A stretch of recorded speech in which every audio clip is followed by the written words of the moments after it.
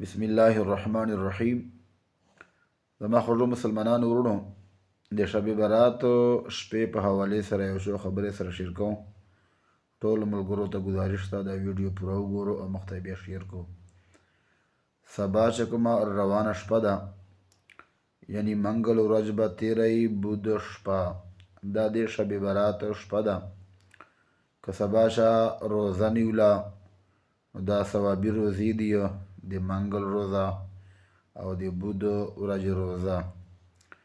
نو روزه یې که نیوله بیا د 5:40 منټ باندې روزه بند کړئ، یعنی 20 منټه کم 6 بجې د بیا روزه بند کړئ. که چا بیا بود ورځې روزه نیوله نو 20 منټه کم 6 بجې د روزه بند کړئ، دې نه بعد د بیا خوراک نه کوئ. خاص کارو کومه چې سبا شپه ده د شب برات شپه، ډېر فضیلت ته. ټولو ملګرو ته ګزارش ته، بالخصوص په دې شپې چې عبادات وکړو، د قرآن تلاوت، نوافل، ذکر و اذکار.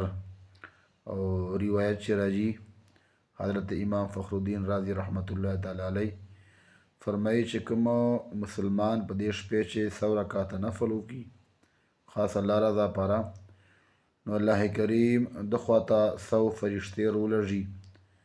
هغه 100 فرشتو چې 30 داسې فرشتې چې هغه د لپاره دعاګانې کوي د جنت فرشتې، او 30 داسې فرشتې چې د لپاره دعاګانې کوي د جهنم نه ازادي، چې مولا له جهنم نه آزاد کړي. او 30 داسې فرشتې چې هغه د لپاره د دنیاوي له مصائبو نه، تکلیفو نه چې کوم دا ازادي او محفوظ والی دعا کوي چې الله د دنیا له مصائبو نه، مشکلاتو نه محفوظ کا، الله د هر قسم مشکلاتو نه بچ کا.